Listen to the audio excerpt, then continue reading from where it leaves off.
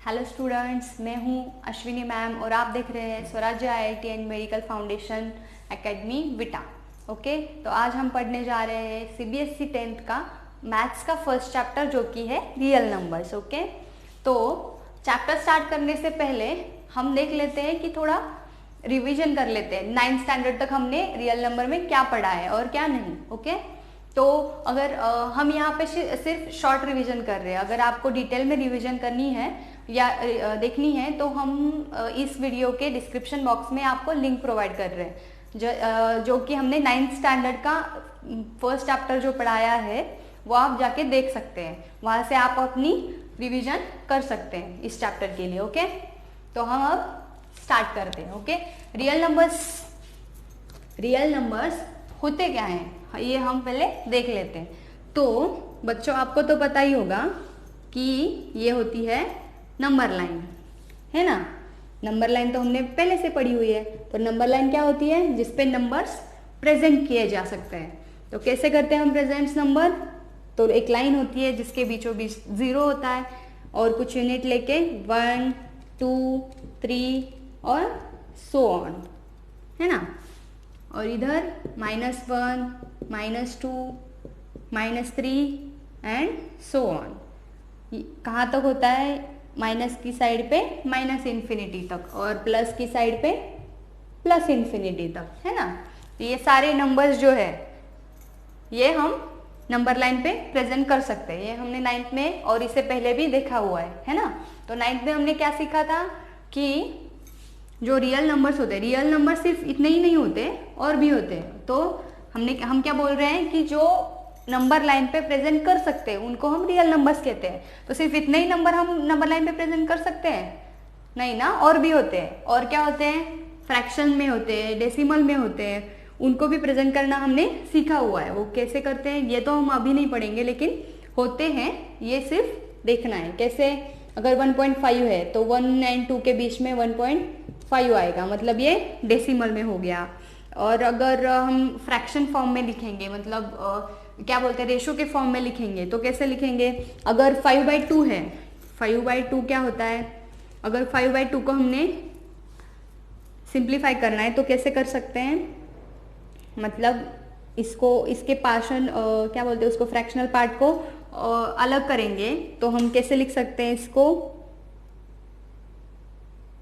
2 को अगर डिवाइड करेंगे, 5 को अगर डिवाइड करेंगे 2 से तो कितना आता है? 2.5, है ना। 2.5 आता है। तो वो हम यहाँ पे प्रेजेंट कर सकते हैं। 2.5 यानी 2 और 3 के बीच में होगा, तो ये होगा हमारा 5/2, है ना। यानी क्या हो गया? जो हम नंबर लाइन पे प्रेजेंट कर सकते हैं, जो डेसिमल में भी है और जो फ्रैक्शन के फॉर्म में भी है, उन सब को हम रियल नंबर्स कहते हैं, है ना। तो इसको कैटेगराइज भी किया गया है, कैसे वो भी हम देख लेते हैं। इसको भी हम रिवाइज कर लेते हैं, ठीक है। तो जो ये नंबर हमें दिखाई दे रहे हैं जो कि कंप्लीट नंबर्स हैं, जो कोई फ्रैक्शन नहीं है, कुछ नहीं है, कंप्लीट नंबर्स दिखाई दे रहे हैं, है ना। तो इसको हम क्या बोलते हैं? इंटीजर्स बोलते हैं। और इंटीजर्स को 3 हिस्सों में बांटा जाता है। कैसे डिवाइड कैसे करते हैं? एक तो हो गया 0, ठीक है। तो इससे 0 को छोड़ के जो भी माइनस साइड में है, मतलब -1 से लेके माइनस इन्फिनिटी तक जो भी माइनस है वो सारे क्या है? जो भी -1 से लेके माइनस साइड की माइनस इन्फिनिटी तक है वो क्या है? हमारे निगेटिव इंटीजर्स हो गए, निगेटिव इंटीजर्स हो गए। और जो पॉजिटिव साइड में है 1 से लेके पॉजिटिव इन्फिनिटी तक, है ना। तो ये सारे हो गए हैं पॉजिटिव इंटीजर्स। क्या कहेंगे हम इनको? Positive integers. और 0 को क्या कहेंगे? 0 तो ना पॉजिटिव है ना निगेटिव, हम ही जानते हैं कि इसको कोई साइन नहीं दिया जाता है ना, तो ये खुद ही एक अलग सा इंटीजर। तो इसको भी कैटेगराइज किया गया है 0 इंटीजर के नाम से, तो इसको हम कहेंगे 0 इंटीजर। जो हमने यहाँ पे लिखा हुआ है, जो पॉइंट्स निकाले हुए, तो इसमें भी हम लिख लेते हैं। क्या इंटीजर्स को कैसे डिफाइन किया जाता है? इंटीजर्स क्या होते हैं, जो कंप्लीट नंबर्स होते हैं, जो नंबर लाइन पे प्रेजेंट किए जा सकते हैं, है ना। तो इसको हम 3 टाइप्स में डिवाइड करते हैं, 3 पार्ट्स में डिवाइड करते हैं। क्या होते हैं, एक होते हैं पॉजिटिव इंटीजर्स, एक होता है जीरो इंटीजर, और थर्ड वन होता है निगेटिव इंटीजर, है ना। तो ये हो गए इंटीजर्स। ओके, तो अब बाकी के देख लेते हैं। जो पॉजिटिव इंटीजर्स होते हैं, यानी कि वो क्या कहाँ से शुरू होते हैं, 1 से, 1 2 3 करके, है ना।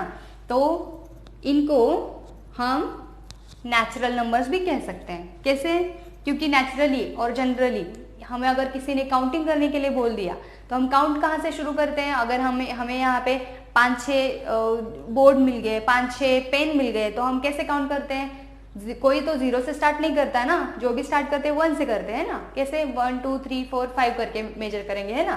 तो इसीलिए इसको 1 से लेके प्लस इन्फिनिटी तक हम इसको क्या बोलते हैं, नेचुरल नंबर्स। यानी हम नेचुरली काउंटिंग कहाँ से शुरू करते हैं, 1 से लेके स्टार्ट करते हैं ना। तो इसको बोलेंगे हम नेचुरल नंबर्स। यानी हमारे जो पॉजिटिव इंटीजर्स है वही हमारे नेचुरल नंबर्स भी है, और इसको लोकल लैंग्वेज में काउंटिंग नंबर्स भी कहा जाता है, काउंटिंग नंबर्स भी कहा जाता है। ये सिर्फ इंफॉर्मेशन के लिए बताया। ओके, तो हमारे नेचुरल नंबर्स क्या हो गए, 1 से लेके पॉजिटिव इन्फिनिटी तक। जो भी पॉजिटिव नंबर है सारे नेचुरल नंबर्स हैं, पॉजिटिव इंटीजर्स सारे नेचुरल नंबर्स है ना।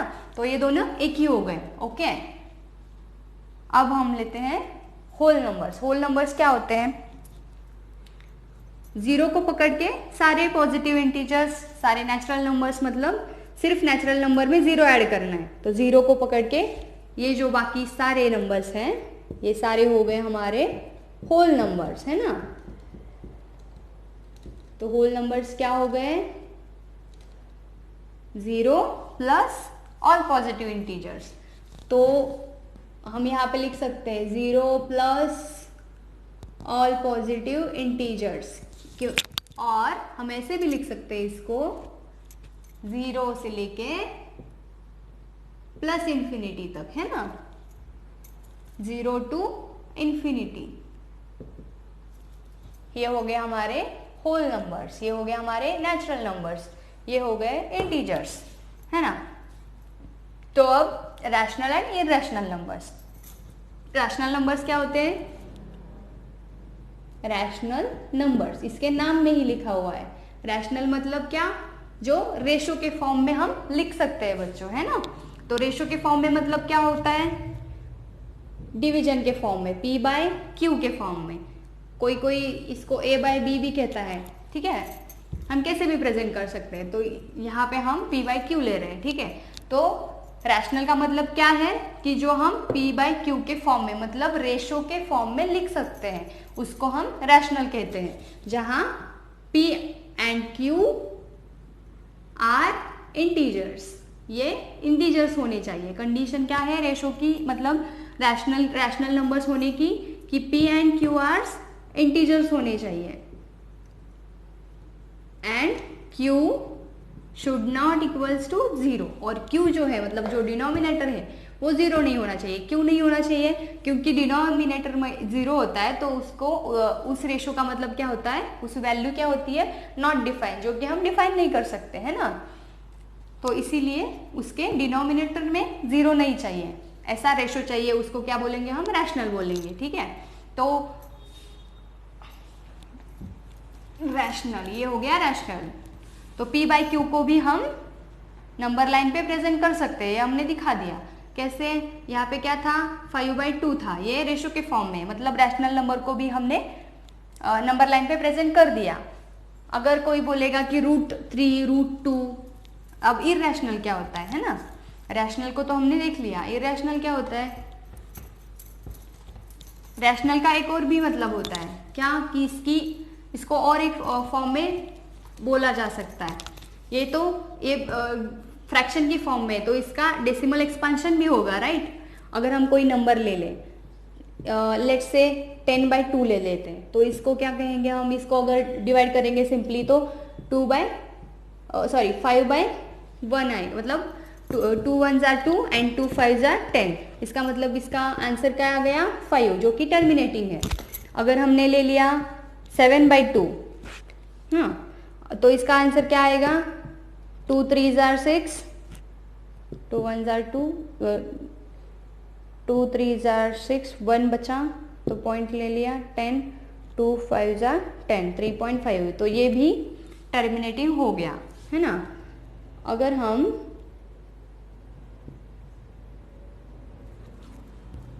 अगर हम 11/9 ले लें फॉर एग्जाम्पल, है ना, ये भी रेशो की फॉर्म में, तो इसको हम कैसे डिफाइन करेंगे, 9 1s are 9, 9 1s are 9, बचा 2, तो पॉइंट ले लिया, 2 का 20 हो गया, 9 2s are 18, फिर 2 बचा, फिर 20, मतलब ये, है ना।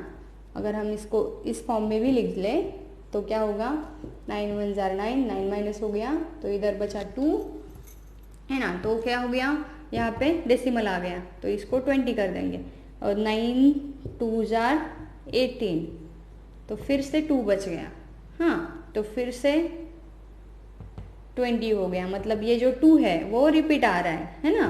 तो बार बार ये 2 आता ही रहेगा, यहाँ पे 18 ही आएगा, 2 तो हमारा कॉन्स्टेंटली बचेगा। तो इसको हम कैसे फॉर्म में लिख सकते हैं, ये हमने 9th में ऑलरेडी देख लिया है, राइट। तो एक हो गया टर्मिनेटिंग और एक हो गया 1.2 बार, यानी इसको क्या कहते हैं हम, नॉन टर्मिनेटिंग बट रिपीटिंग, है ना। तो ये जो दोनों फॉर्म है इसको हम रैशनल कहते हैं। अगर कोई कोई फॉर्म होते हैं, मतलब अब लेट्स से 22/7, तो इसको हम कैसे लिखेंगे, ये तो हमारे 2 एग्जांपल्स हो गए रैशनल के। अब 22/7 जो है उसको हम कैसे लिखेंगे, 7 1s are 7, 7 3s are 21, बचा 1, तो उस पर डेसिमल आ गया, 10 हो गया, 7 1s are 7, फिर 3 बचा, हाँ 3 बचा, उस पर फिर 0 आ गया, 30, 7 4s are 28, फिर बचा 2, फिर हो गया 20, 7 2s are 14, फिर बचा 6। मतलब ये जो एक्सपांशन होता है वो कोई भी नंबर रिपीट नहीं हो रहा, कोई भी नंबर रिपीट नहीं हो रहा, और इसका जो एक्सपांशन है वो खत्म नहीं होता है, वो आता जाता है, वो कंटिन्यूली चालू रहता है। तो इसको क्या बोलेंगे हम, नॉन टर्मिनेटिंग नॉन रिपीटिंग, मतलब एक खत्म भी नहीं होता और इसका डेसिमल एक्सपांशन जो है वो खत्म भी नहीं होता और रिपीट भी नहीं करता, मतलब इसके बार में नहीं आता है, वो किसी भी फॉर्मेट में किसी भी बॉक्स में रिपीट नहीं होता है। तो इसको क्या कहेंगे, नॉन टर्मिनेटिंग नॉन रिपीटिंग। जो ऐसे फ्रैक्शंस होते हैं, मतलब ये जो हो गया 22/7, इसी को हम जानते हैं पाई के फॉर्म में, ठीक है। तो इसको हम क्या कहते हैं, इर्रेशनल नंबर, है ना। तो ये हो गए इर्रेशनल नंबर्स जो कि नॉन टर्मिनेटिंग नॉन रिपीटिंग होते हैं। और रैशनल कैसे होते हैं, या तो टर्मिनेटिंग होते हैं या फिर नॉन टर्मिनेटिंग बट रिपीटिंग होते हैं, नॉन टर्मिनेटिंग रिपीटिंग होते हैं। ये हमने ऑलरेडी 9th में देख लिया है, यहाँ पे उसका एप्लीकेशन हमें देखने को मिल जाएगा 10th स्टैंडर्ड की टेक्स्ट बुक में। ओके, तो ये तो हमारी बेसिक हो गई। तो चलो अब चलते हैं, ये सारे जो है मतलब क्या, whole numbers, natural numbers, integers, rational, irrational, जो भी है ये सारे क्या है, रियल नंबर्स हैं। रियल नंबर्स को ऐसे नंबर लाइन में डिफाइन किया जा सकता है, वो सारे रियल नंबर्स हैं। अच्छा, तो बेसिक्स तो हमारे हो गए, अब चलते हैं 10th की तरफ। ओके, इसको हम रैशनल को, इररेशनल को, ये जो सारे नंबर्स है इसको हम डिटेल में पढ़ेंगे 10th स्टैंडर्ड में, ठीक है। तो जो पॉजिटिव नंबर्स थे, जो पॉजिटिव इंटीजर्स जो हमने देखा नंबर लाइन पे, जो 0 1 2, जो पॉजिटिव इंटीजर्स है उनके 2 प्रॉपर्टीज होते हैं। वो 2 प्रॉपर्टीज हम यहाँ पे सीखने जा रहे हैं, ठीक है। तो फर्स्ट प्रॉपर्टी होती है, उसको हम डिवीजन के फॉर्म में लिख सकते हैं। मतलब क्या, इसको बोलते हैं यूक्लिड्स डिवीजन लेमा और एल्गोरिदम। अब ये दोनों क्या है ये हम देखते हैं, ठीक है। जो पॉजिटिव इंटीजर्स हैं उनकी प्रॉपर्टीज दो टाइप में डिवाइड करी गई है। पॉजिटिव इंटीजर्स, ठीक है, पॉजिटिव इंटीजर्स के लिए प्रॉपर्टीज है। एक है Euclid's division algorithm, division algorithm, algorithm यानी मैथ्स, हम तो ये जानते ही हैं एल्गोरिदम, ठीक है। और दूसरा है फंडामेंटल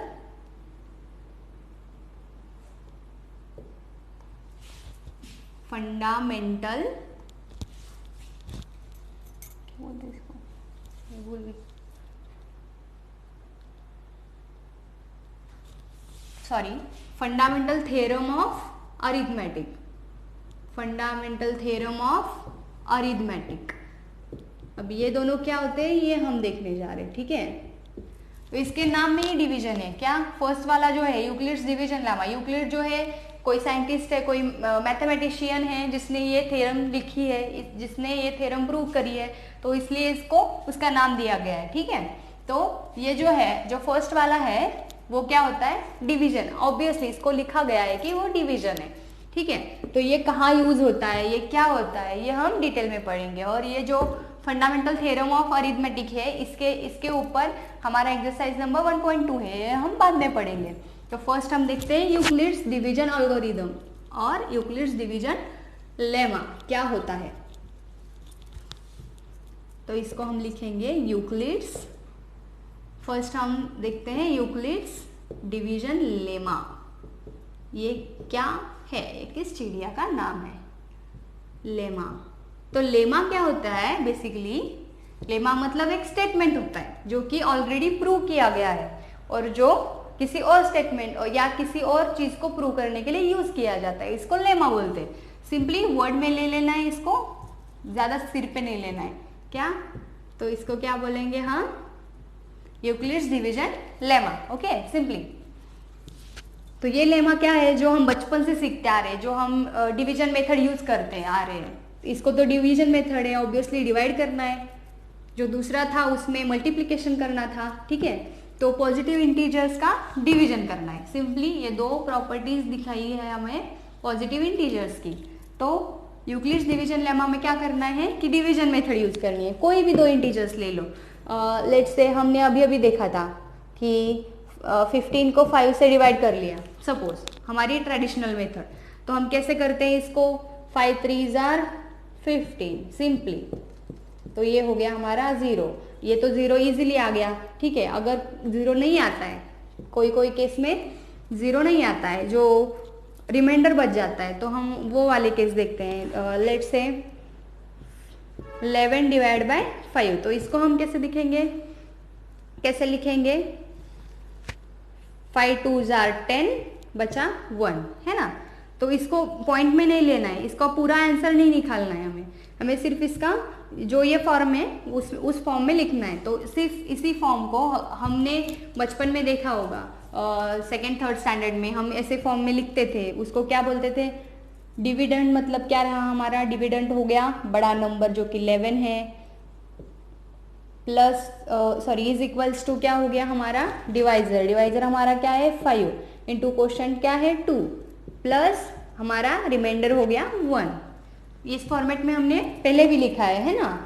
तो इसी को हम यूक्लिड्स डिवीजन लेमा के रूप में जानते हैं, ठीक है। इसी को लेमा कहते हैं, कोई रॉकेट साइंस नहीं है, ठीक है। तो हम इसको लिखेंगे कैसे, इसके लिए कोई क्या बोलते हैं उसको, हर चीज को एक नाम दिया गया है। जैसे यहाँ पे जो डिविडेंड है इसको क्या बोलते हैं, dividend is equals to divisor into quotient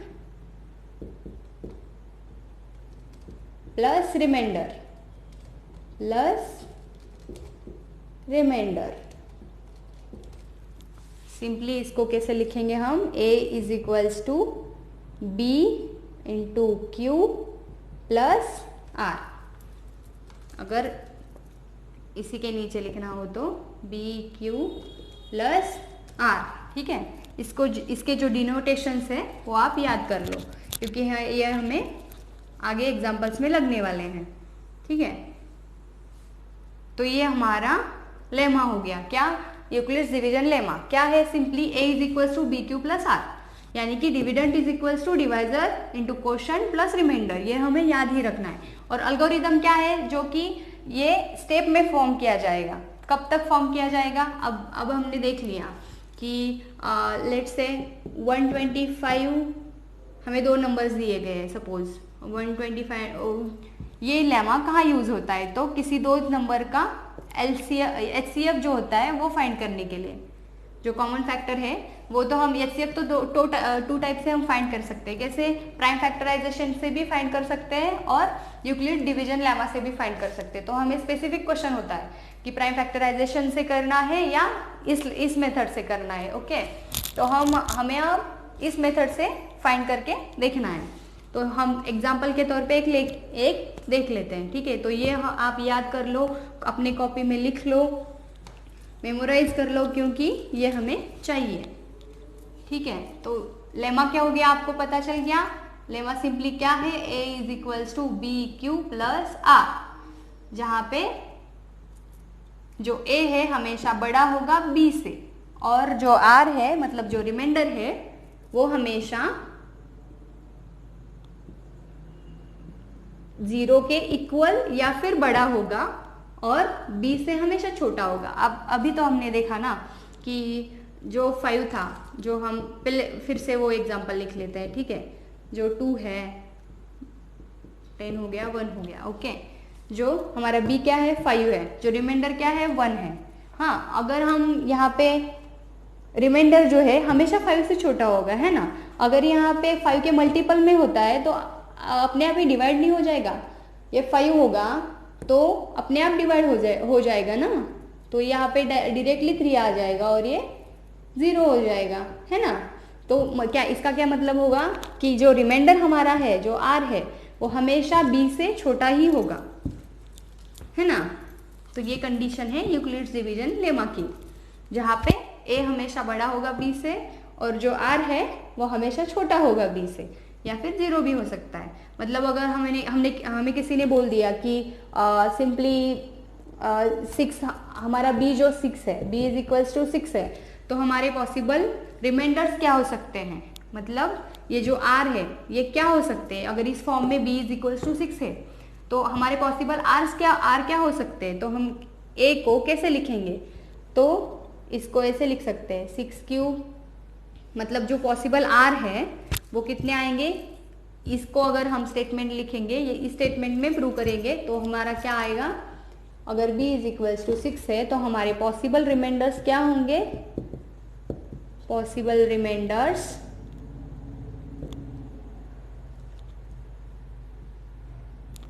होंगे r इज इक्वल्स टू या तो 0, 1, 2, 3, 4 और 5। ऑब्वियसली हमने अभी तो बताया अगर b के इक्वल हो गया तो वो फिर से क्वोशंट में चला जाएगा और वहां पे रिमाइंडर कुछ नहीं बचेगा, है ना। तो पॉसिबल r क्या हो सकते हैं, 0 से लेके 5 तक हो सकते हैं, 6 नहीं हो सकता क्योंकि b खुद 6 है, राइट।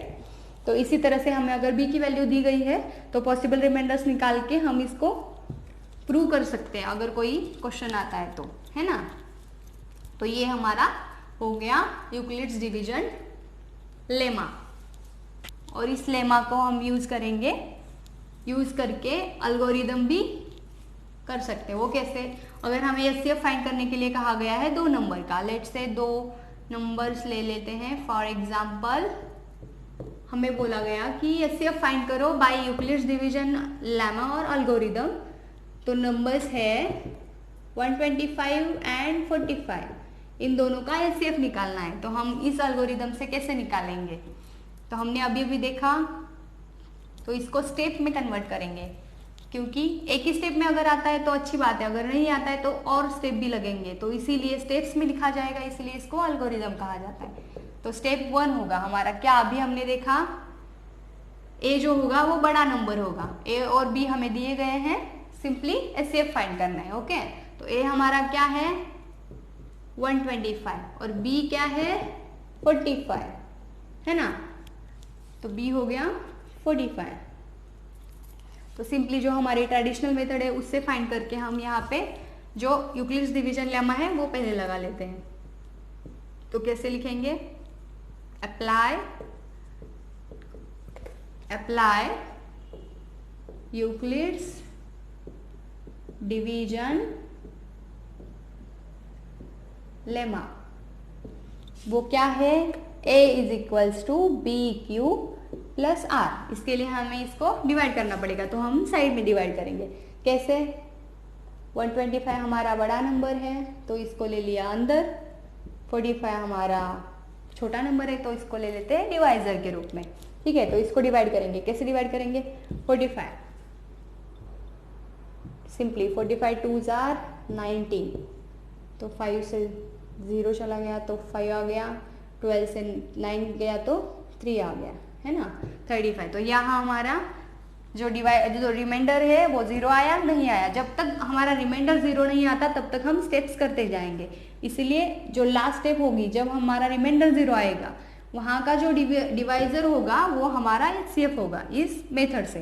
तो सिंपली यहाँ पे लिखना है, इस मेथड में हम अब 125 को कैसे लिख सकते हैं, स्टेप नंबर 1 में हमारा रूल क्या है, a is equal to B Q plus R. तो a हमारा क्या था 125, तो b क्या है 45, हमारा क्वेश्चन क्या आ गया 2 और प्लस रिमाइंडर क्या है 35। तो सिंपली इस फॉर्म में हमने स्टेप 1 कंप्लीट कर लिया। यहाँ पे हमारा जो रिमाइंडर है वो 0 नहीं आया, मतलब r is not equal to 0, therefore step number 2 करनी पड़ेगी। अब स्टेप नंबर 2 क्या है, स्टेप नंबर 2 के लिए फिर से जो हमारा जो बच गया वो उससे 45 को डिवाइड करेंगे, मतलब हमारा जो इन दोनों में से क्या बड़ा है 45, तो a ले लेंगे 45, b ले लेंगे 35 और फिर से यूक्लिड्स डिवीजन लेमा अप्लाई कर लेंगे। ये आप लिख के ले लो क्योंकि अब हमें रब करना पड़ेगा। अप्लाई यूक्लिड्स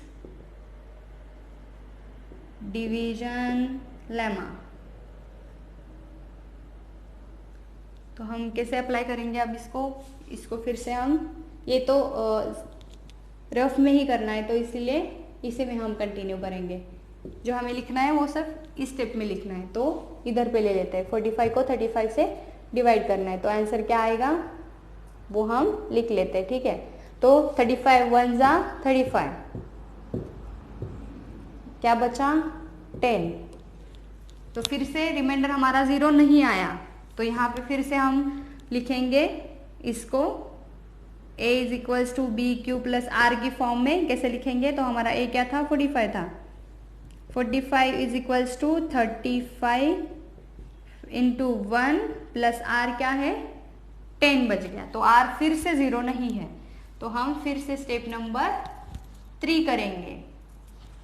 अब 3 के लिए इसके आगे कंटिन्यू करते हैं। ओह शिट, यहाँ पे दिखा या नहीं दिखा, 45 is equals to 35 into 1 plus 10। ठीक है, तो यहाँ पे फिर से क्या हो गया हमारा 10 जो है वो हो गया डिवाइजर, 35 जो है वो हो गया डिविडेंड, और इसको फिर से हम डिवाइड करेंगे। तो डिवाइड कैसे होगा, 10 3 आर 30, फिर क्या बचा 5, रिमाइंडर बचा 5, है ना। तो इधर हम ले लेंगे a is equals to 35, b is equals to 10 और अप्लाई करेंगे यूक्लिड्स डिवीजन लेमा। तो यहाँ पे हमें क्या मिल जाएगा, या आप लिख लो क्योंकि मैं यहाँ पे रफ कर रही हूँ, पूरा ही रफ कर देते। ठीक है, वीडियो को पॉज करके आप लिख सकते हैं, देख सकते हैं, रिपीट करके भी देख सकते हैं। ठीक है, तो ये यहाँ पे हम लिख रहे हैं a क्या है हमारा 35, इसको हम कैसे लिख सकते हैं इस फॉर्मेट में, 35 इज इक्वल्स टू बी हमारा हो गया 10, क्वेश्चन है हमारा 3 और रिमाइंडर बचा 5। ओके, तो यहाँ फिर से हमारा r जो है वो 0 नहीं है। हाँ, तो हम फिर से स्टेप करेंगे 4, स्टेप नंबर 4। तो यहाँ पे हम a लेंगे, ये सिर्फ आपके समझने के लिए बताया है। यहाँ पे आप सिंपली डायरेक्टली जो हमारे 4 स्टेप्स थे वो लिख सकते हैं। कैसे? जो हमने लिखा था 125 को एक नंबर लाइन पे लिखा था, एक ऐसे लिखा था इस फॉर्मेट में, वैसे लिख सकते हैं। ठीक है, तो स्टेप नंबर हमारा 4 क्या है? a इज इक्वल्स टू 10 हो गया, b इज इक्वल्स टू 5 हो गया। तो यहाँ पे हम अप्लाई ये यूक्लिड्स डिवीजन लेमा करेंगे,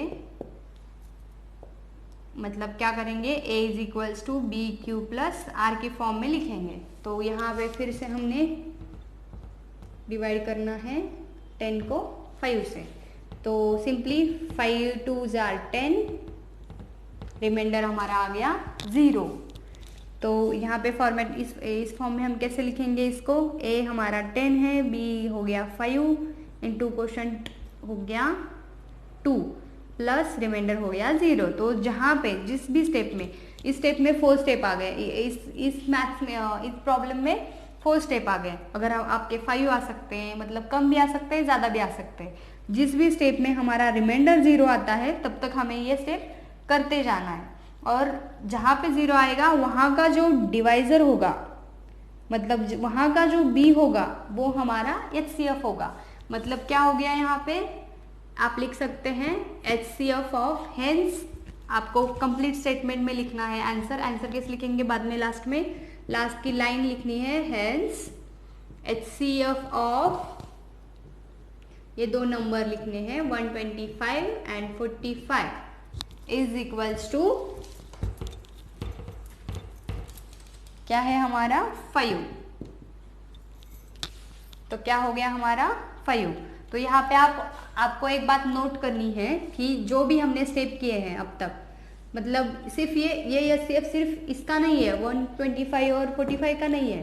तो ये HCF 5 जो है वो HCF ऑफ ऑल जो हमने नंबर्स लिए थे यहाँ पे a और b करके, वो सारे नंबर्स का है। मतलब इससे पहली स्टेप क्या है, 4 स्टेप के तो हमने लिए, अच्छा ठीक है 4 स्टेप ले लिया। अब सेकेंड स्टेप के बताते हैं क्या था सेकेंड में, 45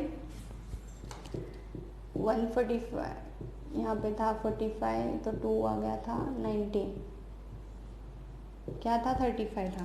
ओके, 45 एंड 35, ठीक है। 45 एंड 35 का भी HCF 5 ही होगा, और HCF ऑफ यहाँ पे क्या है 35 एंड 10 है, 35 एंड 10 का भी HCF 5 ही होगा। ये सिर्फ नोट बता रही हूँ मैं। और जो लास्ट में आया है हमारा 10 एंड 5, 10 एंड 5 का भी HCF 5 ही होगा। जितने भी हम स्टेप करेंगे, जहाँ भी हमारा रिमाइंडर 0 आएगा, वहाँ तक के जो डिविडेंट और डिवाइजर होंगे उन सब का HCF 5 ही आएगा। लेकिन हमें क्वेश्चन सिर्फ इतना पूछा है, इसलिए हमने यहाँ पे सॉल्व किया है। ठीक है, तो ये था एग्जाम्पल। अब हम सॉल्व करेंगे एक्सरसाइज।